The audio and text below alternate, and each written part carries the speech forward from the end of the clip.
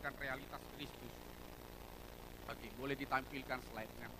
Saudara, apa yang saya maksud dengan presenting reality of Christ? Ini bicara bahwa bagaimana hidup kita ini sebenarnya melahirkan realitas Kristus lewat hidup kita. Hari ini saya ingin berbicara satu ayat saja. Satu ayat saja. Kalau ada ayat yang paling disukai jemaat, bukan di jemaat di sini, di luar sana katanya ayat yang paling disukai itu adalah ayat terakhir katanya. Jadi kalau ayat terakhir berarti mau pulang.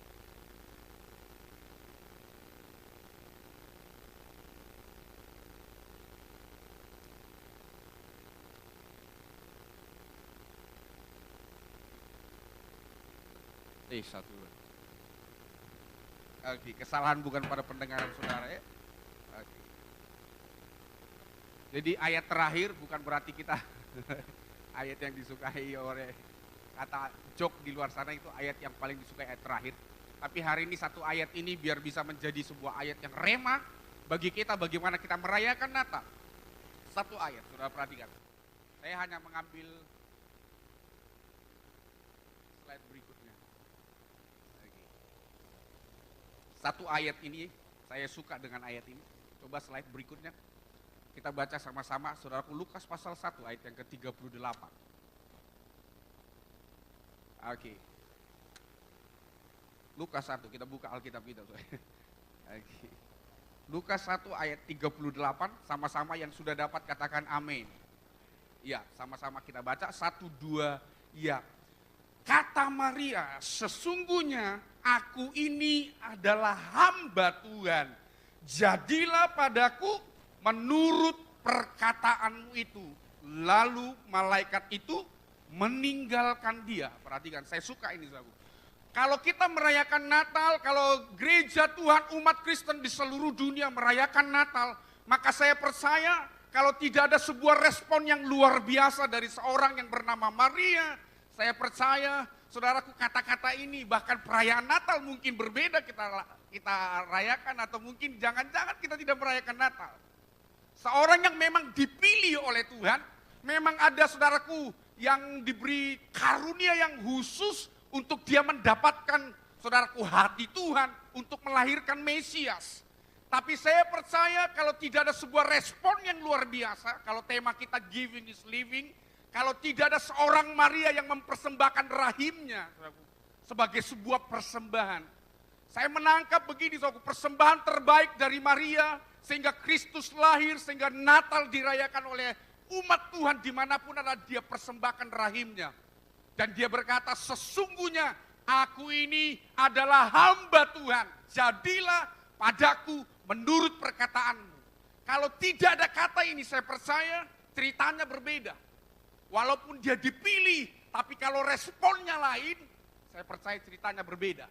Kalau setiap saya dipilih, saudaraku, Tuhan bilang, kayaknya saya mau melawat seorang yang bernama Hans. Tapi ketika Hans berkata, saya tidak mau Tuhan. Saya tidak siap mempersembahkan hidupku. Kalau bicara persembahan yang terbaik dari seorang Maria adalah dia beri rahimnya sebagai sebuah kandungan melahirkan Mesias, maka saya percaya apa yang saya maksud dengan presenting reality of Christ, bagaimana kita melahirkan realitas Kristus. Mungkin realitas Kristus yang kita lahirkan bukan lagi seperti Maria, kita beri kandungan kita. Bagi saudara yang wanita-wanita, kita beri rahim kita, bukan lagi begitu. Tapi realitas Kristus, saya percaya itu dalam aspek banyak hal. Kandungan di sini, rahim yang di sini mungkin saudaraku dalam hidup kita itu bicara lewat pekerjaan kita. Adakah realitas Kristus yang dilahirkan, dihadirkan di sana? Lewat keluarga kita, adakah realitas Kristus yang dihadirkan di sana? Lewat perkataan kita, lewat talenta kita, lewat apa yang kita miliki, lewat harta kita, adakah realitas Kristus dihadirkan di sana? Lewat waktu-waktu kita, lewat apa yang kita punya dalam hidup ini, adakah realitas Kristus dihadirkan di sana? Itu yang saya katakan presenting reality of Christ. Jadi kalau Maria memberi rahimnya, itu melahirkan Kristus. Pertanyaannya begini, kalau tema kita adalah giving is living, apa yang kita bisa persembahkan? Yang menjadi rahim tanda kutip, untuk Tuhan juga lahir dan hadir di sana. Dan orang mengalami keselamatan. Amin. Karena realitas Kristus akan menarik keselamatan. Ketika Kristus lahir, keselamatan kita terima. Ketika realitas Kristus dinyatakan dalam pekerjaan kita, orang melihat, ngalami mujizat, ngalami jamahan Tuhan, ngalami terobosan. Itulah realitas Kristus. Yang mengerti katakan amin. Nah saudara, karena satu ayat saja, saya ingin kita mengeksegesi ayat ini. Sebenarnya apa sih? Oke.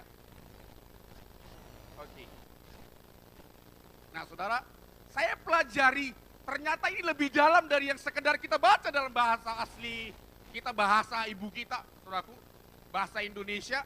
Ini terjemahannya begini nih, supaya saudara nangkap karena cuma satu ayat, kita eksegesi satu kata demi satu kata. Saudara perhatikan. Oke, sesungguhnya, saudaraku, dia pakai kata idou, baru hamba itu, saya percaya ini kata terkenal untuk doule itu kan hamba wanita, budak wanita, kalau pria doulos ya. Kurios, dan ada kata ginoma yang saya garis bawahi, baru kata rema. Saya terjemahkan begini, waktu malaikat Tuhan menampakkan dirinya kepada saudaraku Maria, itu sebuah pergumulan. Saya percaya itu bukan jawaban yang langsung, saudaraku spontan langsung dijawab, ada pemikiran sejenak, ada sebuah renungan sejenak, dia akan berpikir begini, wow, apa kata wanita-wanita di luar sana? Apa kata tunangan saya?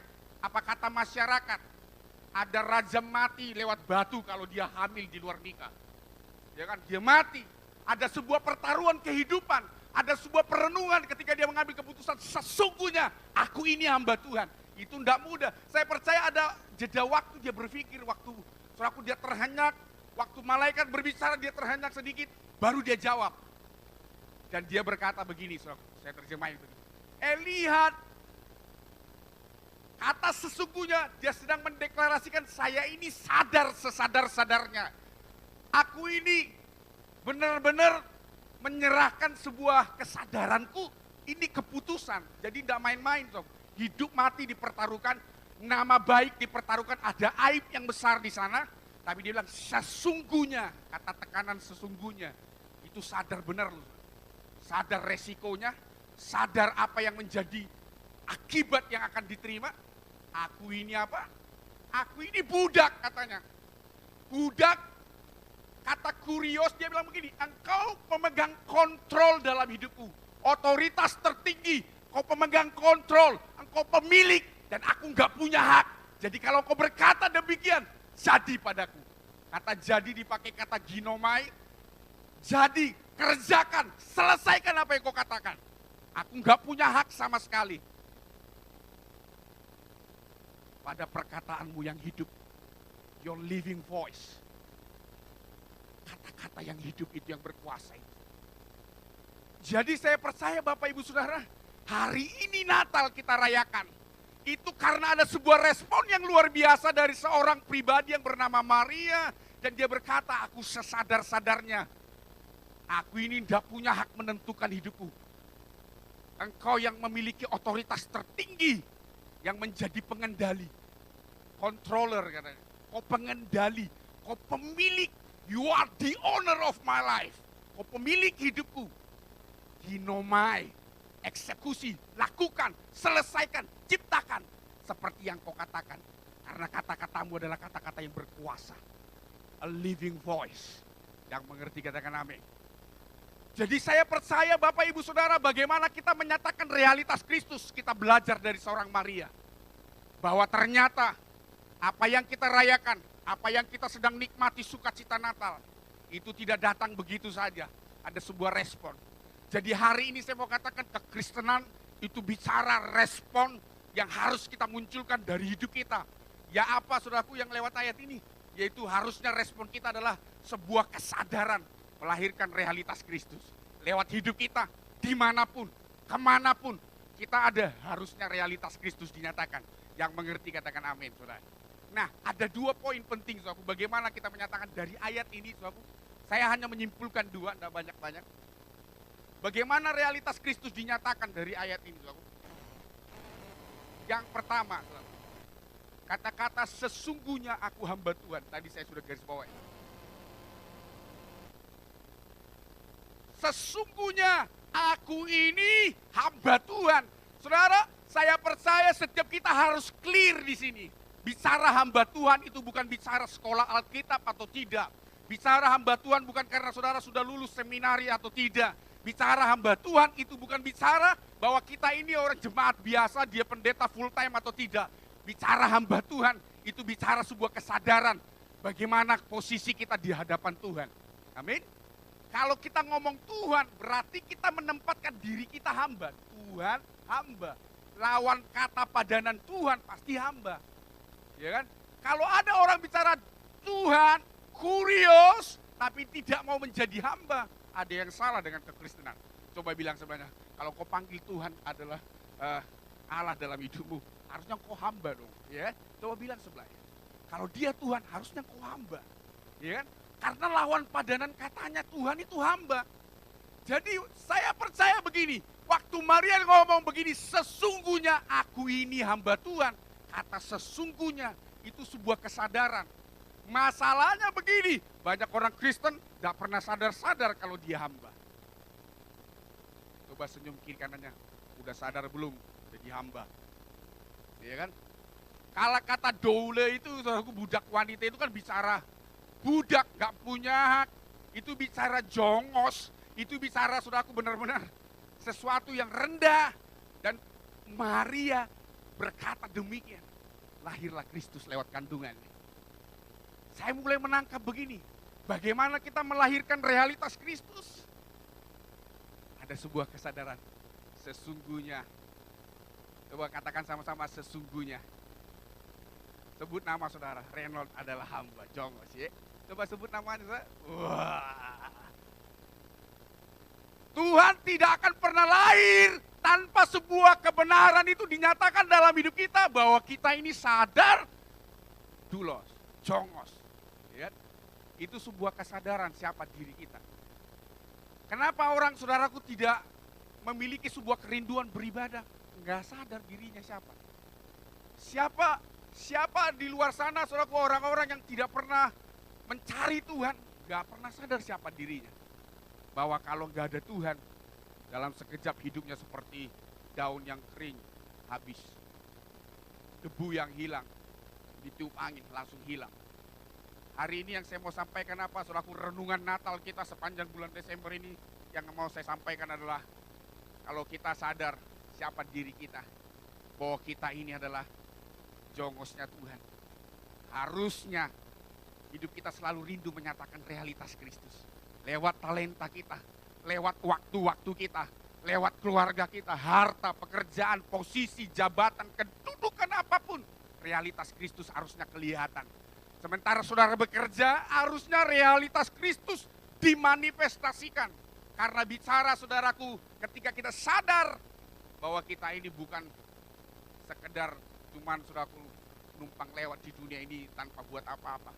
Tapi ada sebuah panggilan kehambaan untuk kita bisa menghadirkan realitas Kristus. Yang mengerti katakan amin, saudara. Nah, saudara, yang selanjutnya saya mulai sadar, saudara, kata sesungguhnya tadi bicara kesadaran, saya mulai tekanin sekarang, saudaraku, kata hamba. Sesungguhnya itu bicara sebuah kesadaran. Tanpa kesadaran, maka seseorang tidak akan pernah menjadi hamba yang benar-benar hamba. Ya kan? Karena ada hamba yang berhati bos, ya kan? Ada, saudaraku. Ada, saudaraku, orang yang tidak pernah bisa sadar dan tidak pernah menyadari dirinya adalah hamba, sehingga saudaraku ketika waktu-waktunya dihadapkan untuk sebuah, ya mungkin saudaraku ada yang kita mau buat bagi di luar sana dalam pelayanan. Kita akan bisa apa itu? Bisa tawar-menawar. Ya kan? Sorry, saya lagi sibuk. Waduh, nggak bisa nih. Saya lagi ada agenda-agenda yang lain. Sorry, minggu-minggu berikutnya saya bisa, ya kan? Tapi ketika seorang sadar, tadi kata sesungguhnya sebuah kesadaran, terus baru kita tahu bahwa kita ini hamba, dia Tuhan, harusnya dia pemegang kontrol, ya kan? Dia kurios, dia yang menjadi otoritas tertinggi yang jadi pengendali. Kalau dia pengendali, harusnya ketika kita tahu kayaknya saya tidak bisa nih, tapi ada sebuah kebutuhan mendesak, bicara bahwa ini untuk Tuhan, kita akan berkata, Tuhan, kau pengendali. Saya bisa abaikan ini, kalau kau pengendali, kau bertanggung jawab untuk pekerjaan saya. Amin.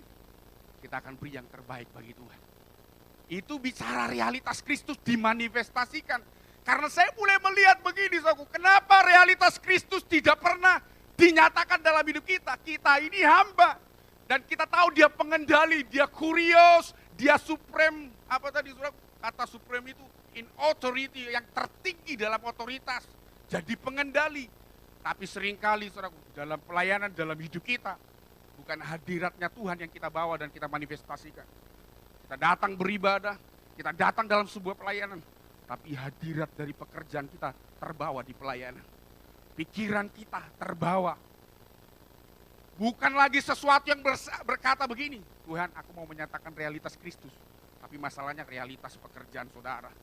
Realitas saudaraku, sampai-sampai di mana kita berada pas melayani. Tetap realitas pekerjaan, realitas harta kita, realitas itu terus mempengaruhi apa yang kita kerjakan.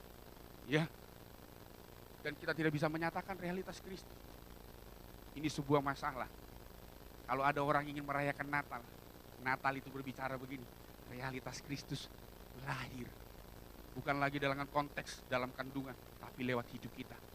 Amin. Coba bilang sebenarnya, realitas Kristus harus lahir lewat hidupmu. Iya kan? Jangan realitas-realitas yang lain. Kalau udah waktunya Tuhan, ya waktunya Tuhan. Harus realitas Tuhan yang dinyatakan. Amin. Nah, saudara perhatikan. Maria tahu tujuan hidupnya adalah melayani Tuhan, maka dirinya menyebut hamba. Ya. Jadi yang pertama yang saya mau sampaikan, saudaraku, bicara tentang presenting reality of Christ adalah bahwa harusnya kita mengerjakan tujuan inti Tuhan dalam kehidupan kita. Tujuan inti Tuhan dalam hidup kita adalah bahwa kalau dia pengendali, maka harusnya kita memanifestasikan apa yang menjadi isi hatinya, apa yang menjadi saudaraku kerinduannya, karena kita ini bergantung sama pengendali. Karena kita tidak bisa melakukan apapun di luar dari apa yang dia mau. Sebenarnya karena dia hamba. Karena Maria adalah hamba, kita adalah hamba, maka dia adalah controller, pengendali dalam hidup kita. Saudara, saya pernah cerita tentang Polikarpus waktu itu. Tapi saya coba refresh, waktu dia dieksekusi mati sebenarnya beberapa orang berkata begini kepada dia. Dari kata-kata yang saya garis bawahi tentang Polikarpus, mungkin saudara sudah pernah dengar, tapi waktu dia bilang begini, waktu itu gubernur juga berkata begini, kamu ini udah tua Polikarpus, sayangi hidupmu. Kamu nikmati sisa-sisa hidupmu, hidupmu berapa tahun lagi? Udah kamu ngikut aja dengan aturan kita. Sangkali imanmu. Akui bahwa kaisar adalah segalanya. Sampai-sampai beberapa orang berkata begini kepada Polikarpus. Polikarpus, gak apa-apa kalau di hadapan banyak orang, kamu ini gak Kristen, gak apa-apa. Yang penting kamu bisa selamat, bisa tua, bisa mati dengan baik, ya kan. Tapi saudara tahu apa yang dikatakan Polikarpus di tengah kerumunan massa? Dengar! Kamu berpura-pura tidak mengenal aku ini orang Kristen. Jangan sekali-kali menyangkali bahwa aku ini orang Kristen. Dia ngomong begitu, saudara. Gubernur bilang begini, Polikarpus kamu udah tua. Kalau saya kasih ke sini binatang-binatang buas. Dia teriak lagi. Kau bisa memberikan binatang buas untuk membunuh saya. Tapi hanya bisa bertahan berapa lama sih?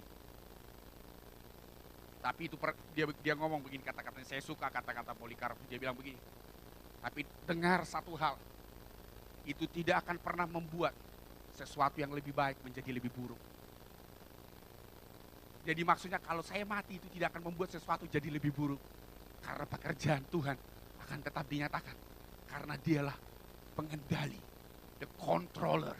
Semua bisa mereka-rekakan yang jahat dan menghancurkan. Tapi dengar, kendalinya dipegang siapa, saudara? Kendalinya nih. Semua orang Kristen boleh dibantai, orang-orang hebat dibantai pada Kaisar Nero, saudaraku. Sampai-sampai saudaraku jadi lilin berapi, kepalanya jadi apa, saudaraku, lilinnya kan? Digantungin jadi lilin hidup semua, mati, dibantai hidup. Saudaraku bisa bayangkan, tapi saudara lihat sejarah membuktikan bahwa tetap Tuhan pemegang kendalinya. Amin. Coba bilang dengan mantap dong sebelahnya. Tuhan tetap pemegang kendali dalam hidupmu. Iya. Tuhan tetap pemegang kendali. Jadi kalau saudaraku Polikarpus berani menghadapi, sampai-sampai saudaraku yang kedua dia diintimidasi lagi. Polikarpus, kau akan dibakar hidup-hidup. Polikarpus makin marah saudaraku. Api hanya bisa menghabiskan tubuhku dalam 1 jam. Tapi engkau nggak bisa memadamkan api kekal yang akan membakarmu selama-lamanya. Makin orang makin marah. Saudara. Kenapa dia bisa berkata demikian? Karena kalau dia pengendali, kalau dia the controller dalam hidup kita, Polikarpus benar. Selama 86 tahun aku melayani dia. Dia tidak pernah mengecewakanku, kata Polikarpus. Saya percaya kalau dia pengendali dalam hidup kita, tidak akan pernah dikecewakan. Amin saudara. Tidak akan pernah dikecewakan. Kenapa? Karena memang dia controller yang terbaik, yang sempurna, yang tidak ada bandingnya dalam hidup kita. Jadi kalau Maria berkata dengan sebuah deklarasi yang mantap, saudaraku, saya percaya itu kata-kata yang powerful. Aku ini budak, engkau pengendali, laksanakan, ya, eksekusi, ginomai katanya. Jadikan, lakukan, laksanakan, ciptakan apa yang kau mau, lakukan. Apa yang kau mau kerjakan, kerjakan. Itu kata ginomai. Luar biasa, saudara. Kita bisa berkata, Tuhan, apa yang kau mau, kerjakan dalam hidupku. Apa yang kau mau lakukan, lakukan Tuhan. Itu artinya kita sedang berkata, ginomai, kurios. Amin saudara? Aminnya kayaknya berat. Gitu. Amin. Oh, yang terakhir. Yang terakhir. Ada kata-kata berikutnya. Kalau tadi sesungguhnya aku ini hamba Tuhan. Ayat yang berikutnya dalam pasal ayat 38. Jadilah padaku sesuai apa? Perkataanmu. Apa yang saya mau bagikan ini? Bahwa ternyata saudaraku yang saya mau lewat ayat ini adalah bahwa ternyata menjadi setuju terhadap perkataan dari Tuhan adalah kunci untuk menyatakan realitas Kristus. Setiap kita ketika kita menerima saudaraku sebuah kebenaran dan kita mulai deklarasikan, kita mulai confess itu kebenaran, ternyata kebenaran itu akan menjadi sebuah unsur penciptaan di dalamnya. Ya. Dunia ini jadi oleh karena kata-kata. Yohanes 1 pada mulanya adalah kata-kata. Bahasa Inggris kan word, kata-kata. Dunia ini jadi karena kata-kata. Kita juga, saudaraku, diciptakan menurut gambar dan rupa Allah. Jadi ada unsur kata-kata di sana yang menentukan sebuah penciptaan. Saya percaya ketika Maria mendeklarasikan, jadilah padaku sesuai dengan kata-katamu yang berkuasa itu, kata-katamu yang hidup. Your living voice, katanya. Jadi dia sedang setuju terhadap perkataan Tuhan. Realitas Kristus lahir lewat kandungannya. Kita rayakan Natal. Saudara, waktu saya bergumul untuk sekolah, saya rindu melayani. Saya pernah saksikan. Itu setiap kali saya di rumah kami itu, saudaraku yang sederhana. Itu saya masuk gudang. Ada hadirat tikus dan kecoa di sana. Jadi sementara saya berdoa, saudaraku, kecoa dan tikus lagi dancing in the joy. Tapi saya tidak pusing, saya tetap berdoa. Saya bilang, Tuhan, saya mau melayani. Karena mama saya bilang begini, kalau kau benar-benar mau melayani, kau doa sama Tuhan biar kau disekolahkan. Buktikan dulu. Jadi kan nggak ada support, saudara. Buktikan kalau Tuhan bisa nyekolahin. Jadi setiap kali saya masuk gudang, Tuhan, kalau kau mau manggil aku, kau pasti memperlengkapi. Pasti Tuhan bisa menyekolahkan, menguliahkan saya. Itu setiap kali doa masuk gudang. Walaupun hadiratnya begitu nyata, hadirat yang lain maksud saya, saudara. Bukan hadirat Tuhan. Ya, hadirat Tuhan waktu begitu menusuk memang saya. Mohon tolong diluruskan di hati saudara masing-masing. Ya. Tapi inti yang saya temukan begini. Kata-kata itu membuat saya mulai sadar hari ini. Waktu saya disekolahkan, dokter kandungan nyekolahin ke sekolah Alkitab di Batu. Ada seorang pengusaha yang sekolahkan di Jakarta estetik, di LED. Saya mulai sadar begini, bahwa ternyata ada unsur penciptaan di sana. Maria mengerti bahwa ternyata kata-katanya itu menentukan bahwa bagaimana realitas Kristus lahir dan Mesias lahir lewat pribadinya, lewat kandungannya. Jadi saya percaya begini, ada begitu banyak nubuat tentang 2012. Ada yang bilang memang ini tahun kemuliaan di mana ada istilah ain abed katanya istilahnya ya. Tahun perkenanan. Ada yang bilang goncangan masih banyak. Makin banyak ya. Saudara, saya hanya mau katakan mau masuki tahun 2012. Ada banyak masa-masa yang sukar mungkin akan kita hadapi dalam hidup kita. Mari kita mulai sadar bahwa kata-kata kita bisa melahirkan realitas Kristus. Mujizat pertolongan Tuhan. Saya percaya begini saudaraku, setiap kita punya pergumulan pribadi-pribadi yang mungkin orang lain tidak bisa tolong kita. Ada batas-batas di mana manusia tidak punya hak, tidak punya kuasa, bahkan tidak punya kemampuan menolong kita. Pada satu titik tidak ada satu orang pun yang bisa menolong kita. Pada satu titik tidak ada tangan yang berkuasa pun di muka bumi ini yang bisa melepaskan kita dari satu kondisi tertentu.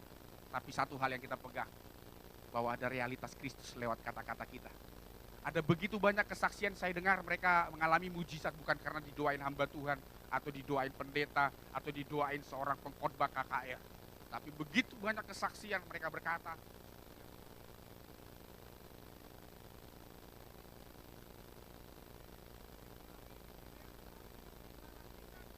kata-kata yang saya terima dari kebenaran yang saya dapat lewat firman Tuhan. Dan mereka ngalami, saudara.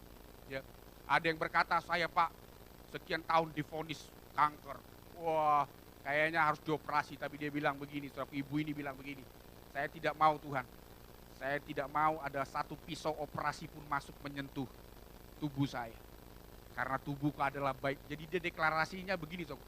Tubuhku adalah bait Allah, bukan sarang sakit penyakit. Tubuhku adalah bait Allah, bukan sarang sakit penyakit. Tubuhku adalah bait Allah. Dia deklarasinya begitu. Bait Allah kan, engkau adalah bait Allah. Dia confess begitu. Tubuhku adalah bait Allah, bukan sarang sakit penyakit. Tidak ada satu pisau operasi pun yang menyentuh tubuhku. Wah, dokter bilang udah stadium. Wah, ini harus dikeluarin, kalau enggak bisa membunuh langsung. Dia bilang, kata-kata itulah yang menarik unsur penciptaan. Tubuhku adalah bait Allah, bukan sarang sakit penyakit. Dan dia lihat kuasa Tuhan. Ada realitas Kristus dimanifestasikan sama seperti Maria. Jadilah padaku menurut perkataan. Amin, saudara. Saya tutup dengan sebuah kisah. Saudara, mungkin saudara pernah menyaksikan klipnya. Saya sudah cari klip ini, cuman saya tidak temukan. Tadinya saya mau putar. Ini seorang pelayan Tuhan. Jadi sewaktu dia pelayanan di daerah di sebuah Afrika, dia sama istrinya bawa kendaraan. Jadi jalannya itu curam. Dia bawa tidak terlalu cepat sudah kendaraannya. Tapi apa yang terjadi, dia nggak tahu bahwa mobilnya bermasalah. Dan waktu dia mau rem, kayaknya blong nih rem. Dia rem, waduh, makin kencang. Dia rem, wah dia kaget, dia pucat, dia suraku. Istrinya cuma berdoa, Tuhan tolong Tuhan. Itu kan suraku makin turun kan. Agak ada belokan lagi. Dia kan nggak bisa. Dia turunin, bisa. Tetap aja melaju. Dan apa yang terjadi? Aku istrinya bercerita, akhirnya terjadi tabrakan maut. Dan apa yang terjadi, saudaraku, mobilnya sampai ringsek benar. Dan benar, saudaraku, suaminya memang langsung mati di tempat. Tapi istrinya hidup, walaupun agak luka-luka. Nah sementara saudaraku, dia, kalau saudara pernah dengar namanya kan David Echiuku. Ya. Waktu dia, saudaraku, di apa namanya itu, kalau dokter kalau udah meninggal, divisum ya. Divisum, dilihat, udah benar-benar mati ini. Terus disuntik formalin. Kalau bisa bayangkan disuntik formalin secara hukum medis, itu semua pembuluh darah udah hancur. Gak ada kemungkinan bisa hidup. Jadi kalau udah masuk formalin ke seluruh tubuh kita hancur, otak semua, darah semua itu hancur. Langsung dirusak kan. Formalin kan begitu, sehingga awet. Nah saudaraku, waktu di formalin, istrinya hanya dapat sebuah firman. Ya, firmannya, saya lupa kata-kata istrinya, cuman dia bilang begini, dia selalu pegang tuh firman. Oh akan bangkit begini-begini ya. Saya cari-cari klipnya saya, tapi gak dapat. Tapi intinya yang waktu itu saya nonton waktu saya di Sumatera, waktu KKR. Dan dia bilang begini, pokoknya suamiku akan bangkit. Itu pada hari ketiga. Jadi formalin udah merusak sampai pada hari ketiga. Itu udah mulai ada, kalau ini kan kalau nggak di formalin udah busuk. Karena langsung membusuk, begitu mati orang kan darahnya langsung cepat membusuk. Saudaraku, dia dengar ada KKR Reinhard Bonnke. Waktu itu Reinhard Bonnke memecahkan rekor penginjilan lepas. Ada sekitar 2 juta orang di lapangan terbuka sejauh mata memandang. Jadi hanya sebuah mimbar besar dipasang, Orang berdoa nggak hujan, memang hujan, nggak hujan. Nah apa yang terjadi? Di waktu bawah rumah apa itu? Apa kendaraan mayat beting, ambulan, waduh, ngomong ambulan aja gue. Ambulan aser-aser ngomong, jangan mengganggu hadirat ini ya, dari belakang saja. Dan benar, di belakang panggung dilayani langsung pendua syafaat. Istrinya tetap, pokoknya suami saya itu hari keempat. Jadi hari keempat formalin, saudara bisa bayangkan. Ya ampun, mustahil lah kayaknya kalau udah formalin ya. Kalau yang saya saksikan di Komsel beberapa minggu yang lalu, mereka masih baru beberapa jam divonis dokter mati kan, didoain Komselnya bangkit. Ini udah masuk formalin 4 hari. Jadi saudaraku doain sama-sama para pendua. Sementara kakek Reinhard Bongke lagi nantang altar call. Semua yang di sana mengalami mujizat. Sementara di bawah, saudaraku di belakang, di tempat pendua syafaat. Jadi bukan Reinhard Bongke yang doain. Para pendua syafaat yang menopang Reinhard Bongke lagi KKR di depan. Jadi khusus ruang doa.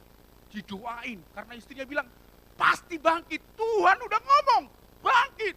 Ada living voice dia dapat, suara yang hidup. Bangkit, didoain. Udah dipasukin ini kan kapas semua ya. Tiba-tiba bangkit. Waktu David Ecuku bangkit sesudah diformalin 4 hari. Yang dia cari pertama apa? Dia bilang, mana fileku, mana fileku. Ternyata dia ada file, katanya. Orang bingung, file apa? Ternyata dia cerita, waktu dia dibawa Tuhan, saudaraku, ke neraka. Tuhan bawa begini, ini neraka nih anakku. Dia tunjukin, jadi dia catatin. Nah waktu dia catat, dia pikir waktu dia bangkit, dia pegang tuh catatan. Mana fileku katanya kan. Dia catatin semua. Wih kenapa ini Tuhan? Ini kayaknya jemaat yang beribadah di gereja saya Tuhan. Loh itu Tuhan majelis yang ada di gereja saya. Dicatatin semua. Kenapa mereka ada di sini Tuhan? Saudaraku, waktu dia cerita file yang dia catati ternyata bukan dicatat. Di memorinya tersimpan catatan itu ya. Dia bilang begini. Tuhan ngomong begini. Mereka ada di rumahku. Tapi Tuhan mereka bukan aku. Tuhan mereka adalah mamon. Tuhan mereka adalah harta mereka. Tuhan mereka adalah pekerjaan mereka. Tuhan mereka bukan aku katanya. Mereka pantas ada di tempat ini katanya. Jadi waktu dia lihat pelayan Tuhan, dia lihat jemaat yang rajin nyanyi-nyanyi. Kok ada di sini Tuhan? Kayaknya baik-baik Tuhan. Ternyata dia bilang begini. Aku bukan jadi kurios dalam hidup mereka. Ada Tuhan mereka yang lain. Tubuh mereka ada di rumahku, tapi hatinya di tempat yang lain. Tubuh mereka ada di rumahku, tapi pikiran mereka di tempat yang lain. Tapi Tuhan mereka adalah mamon. Tuhan mereka adalah pekerjaan mereka. Tuhan mereka adalah segala sesuatu yang mereka miliki. Dan mereka gak pernah ngalami apa itu, kurios. Hari ini sudah waktu saya berulang kali, saya cari itu file itu penting sekali supaya kita mengerti bahwa ternyata waktu Maria ngomong, sesungguhnya aku ini Doulos, engkau kurios, engkau pengendali, engkau controller, engkau pemilik dalam hidupku. Harusnya dia benar-benar jadi satu-satunya penguasa dalam hidup kita. Lebih dari apapun. Amin saudara, amin. Mari saya ajak saudara datang kepada Tuhan hari ini. Kita mau responi Natal hari ini dengan sebuah respon seperti Maria. Sesungguhnya aku ini hamba Tuhan. Hari ini Bapak Ibu yang dikasih Tuhan. Beberapa menit ini, mari buat perenungan Natal. Apakah kita benar-benar memiliki respon seperti Maria? Sesungguhnya aku ini hamba Tuhan. Jadilah padaku. Maria sedang berkata, laksanakan Tuhan. Jadikan. Kerjakan apa yang kau mau dalam hidupku. Ginomai dalam hidupku. Laksanakan Tuhan. Aku enggak punya hak Tuhan.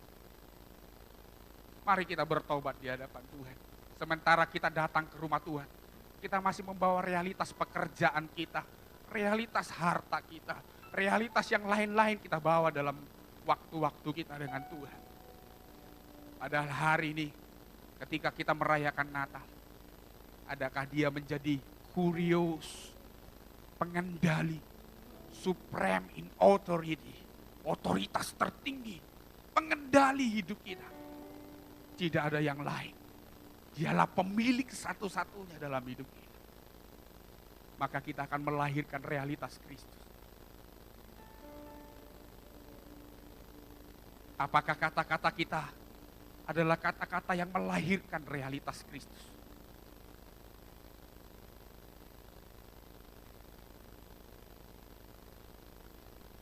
Engkaulah Tuhan, Engkaulah Raja,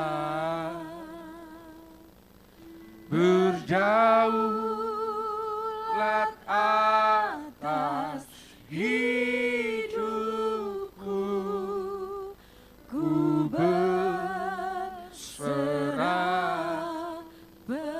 Mari deklarasikan Dialah Tuhan, Kurios dalam hidup kita. Oh Jesus, Engkaulah Raja, berdaulat atas hidupku, ku berserah. Dari awal, katakan sama-sama, ku rindu setiap waktu Tuhan. Oh, ku rindu setiap waktu hidupi kebenaran-Mu, bukan dengan kuat, amin Tuhan, namun karena Roh-Mu, Yesus Kau yang ku pegang. Mari deklarasikan Dia Tuhan, Dia pemilik hidup kita. Engkaulah Tuhan, Engkaulah, amin Tuhan, amin Tuhan. Kaulah Tuhan, Kaulah pengendali, Engkaulah Raja, Kaulah pemilik hidup kami Tuhan. Tidak ada Allah yang lain. Oh Jesus, ku berserah penuh. Sementara musik dan singer menaikkan pujian ini, kalau ada dari antara Bapak Ibu Saudara yang baru pertama kali hari ini pernah beribadah kepada Tuhan, kalau saya mau melihat kalau ada yang baru pertama kali datang kepada Tuhan, adakah di antara saudara? Saudara boleh angkat tangan. Yang hari ini sudah berkata, Tuhan, saya begitu jauh dari Tuhan. Ada begitu banyak Tuhan-Tuhan yang lain. Ada saudara? Ya, saudara boleh bangkit berdiri di tempat. Saya mau berdoa bagi saudara. Ada yang lain saudara? Mari yang lain yang dekat boleh doakan. Yang lain boleh, kami mau berdoa bagi saudara. Saya jemput kita bangkit berdiri. Boleh didoakan Pak. Oh mari saya jemput kita bangkit berdiri. Oh Engkaulah, kami mau katakan Engkaulah Tuhan dalam hidup kami. Tidak ada yang lain Tuhan. Tidak ada yang lain. Berjauhlah atas hidupku, ku sekali lagi sama-sama katakan, Engkaulah Tuhan, Engkaulah Raja kami. Oh Engkaulah Raja, berjauhlah atas hidupku, ku berserah. Berjauhlah,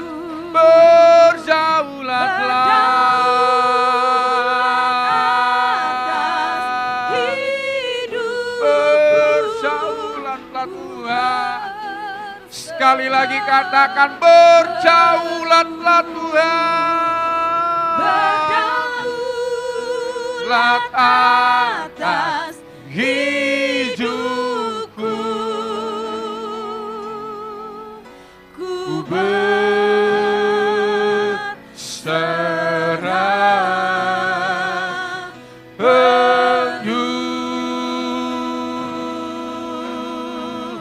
Mari berikan tepuk tangan bagi Raja kita.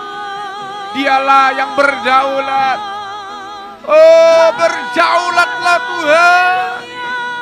Berdaulatlah atas setiap masalah kami. Oh, berdaulatlah Tuhan.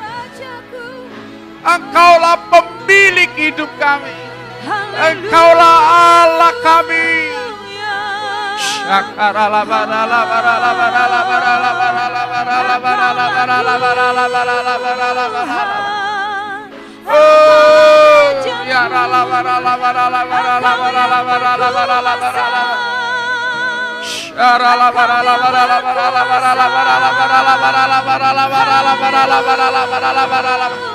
Manifestasikan Tuhan realitas-Mu.